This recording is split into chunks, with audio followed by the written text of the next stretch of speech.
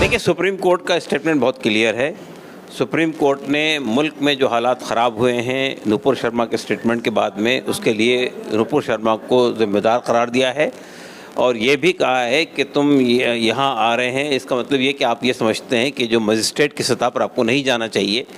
तीसरी बात उन्होंने कही, इतनी FIR आपके ख़िलाफ़ ऑलरेडी फ़ाइल हैं और आपका अभी तक आप अरेस्ट नहीं हुई है, इसका मतलब ये कि आपको जो है पॉलिटिकल क्लाउट हासिल है। तो उन्होंने कहा कि आपने ये, जब उन्होंने ये प्ली ली उनके वकील ने कि हमने माफ़ी मांग ली, तो उन्होंने कहा माफ़ी मांगना की जो शक्ल आपने अख्तियार की वो सही नहीं है। आपको माफ़ी मांगना चाहिए उसी चैनल पर आकर, टीवी में आकर पब्लिक से माफ़ी मांगनी चाहिए, पब्लिक पूरे मुल्क से माफ़ी मांगनी चाहिए। तो मेरे ख्याल से सुप्रीम कोर्ट का स्टैंड बहुत क्लियर है और इसने एक आईना भी दिखाया है हुकूमत को, जिस तरह हुकूमत प्रोटेक्ट कर रही है अपने स्पोक्समैन को। यानी एक तरफ तो आप ये कहते हैं कि साहब हमने उनको सस्पेंड कर दिया, लेकिन दूसरी तरफ आप उसके ख़िलाफ़ कोई एक्शन नहीं ले रहे हैं।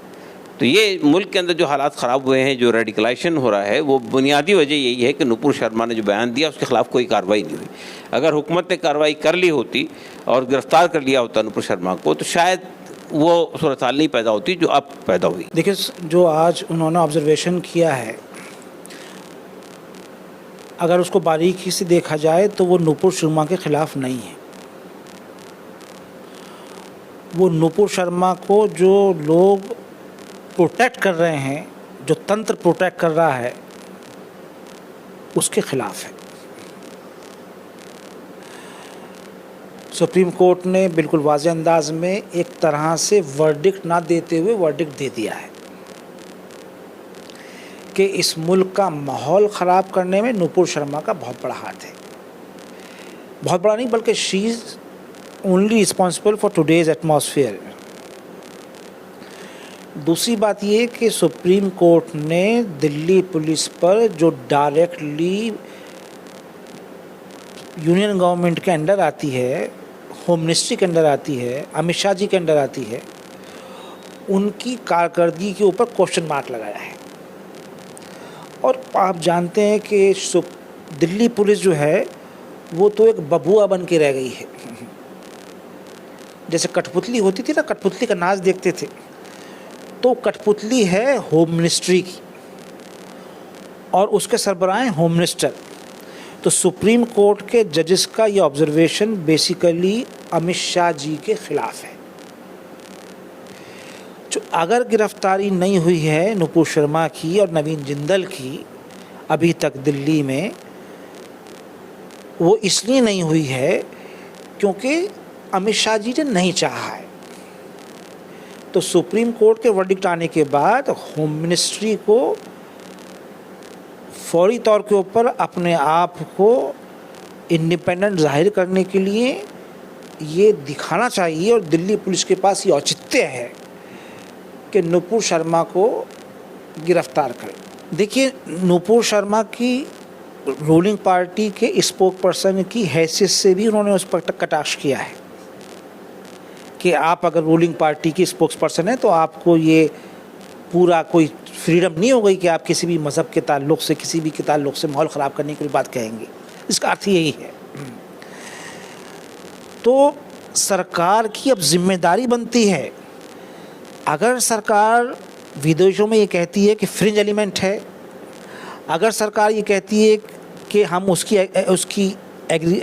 एग्री नहीं करते हैं उसकी स्टेटमेंट से, अगर सरकार अपनी पार्टी के स्पोक पर्सन की हैसियत से उनको हटाती है, अगर सरकार उनकी सदस्यता को सस्पेंड करती है, तो ये सब बातें जो हैं ये उनकी गिरफ्तारी का वजह हैं।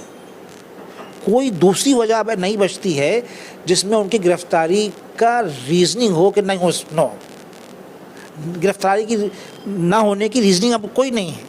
और सुप्रीम कोर्ट की ऑब्जर्वेशन के बाद तो फुल स्टॉप लग गया है। इसलिए अंतर्राष्ट्रीय तौर के ऊपर जो छवि ख़राब हो रही है, देश का जो माहौल ख़राब हो रहा है, सुप्रीम कोर्ट ने तो ये तक कह दिया कि उदयपुर में जो कुछ कत्ल हुआ है उसकी ज़िम्मेदार भी वही स्टेटमेंट है। और सुप्रीम कोर्ट ने ये भी कह दिया कि भड़काऊ भड़काने के बयान के बाद तुमने और आगे बढ़ के जो बयान दिया है। नुपुर शर्मा के बारे में जो हाल में सुप्रीम कोर्ट का जो तबसरा और कमेंट्स आए हैं वो काबिले तारीफ़ हैं। हम उनका इस्तकबाल करते हैं और उनको अप्रिशिएट करते हैं और सुप्रीम कोर्ट ने बहुत सही अंदाज में इस मामले पर तबसरा किया है। लेकिन हम ये समझते हैं कि नुपुर शर्मा का जुर्म जितना बड़ा है और उनके ख़िलाफ़ मुल्क में FIR दर्ज हैं और इतना वक्त गुज़र जाने के बाद भी अब तक उन FIRs पर कोई कार्रवाई नहीं हुई, उनकी गिरफ़्तारी अभी तक नहीं हो सकी।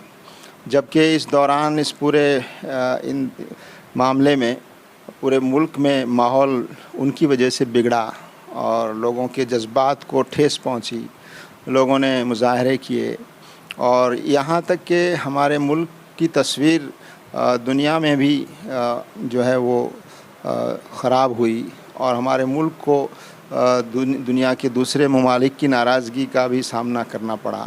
इतना सब हो जाने के बावजूद अभी तक नुपुर शर्मा के ख़िलाफ़ कार्रवाई का न होना ये एक बहुत ही अफसोस की बात है और बहुत ताज्जुब की बात भी है कि आखिर एक शख्स को बचाने की इतनी कोशिशें क्यों की जा रही हैं और इतनी बड़ी कीमत आखिर क्यों चुकाई जा रही है कि जिसकी वजह से समाज में एक किस्म का नफ़रत का माहौल पैदा हो रहा है और समाज का अमन व अमान मुतासिर हो रहा है और मुल्क की तस्वीर बिगड़ रही है।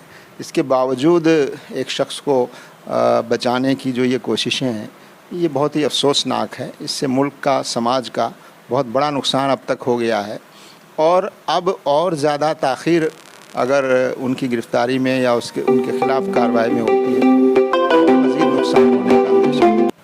तो हमारा यही मानना है कि सुप्रीम कोर्ट के इस तबसरे को सामने रखते हुए जहाँ जहाँ FIR दर्ज हैं वहाँ बग़ैर किसी दबाव के उनके ख़िलाफ़ कार्रवाई होनी चाहिए और जिस तरह और लोगों के ख़िलाफ़ कार्रवाई में बड़ी जल्दी होती है और इनके ख़िलाफ़ कार्रवाई में इतनी ज़्यादा गैर मामूली ताख़ीर हुई है जिससे माहौल मुल्क का और समाज का बिगड़ा है, तो मज़ीद और नुकसान नहीं होने देना चाहिए।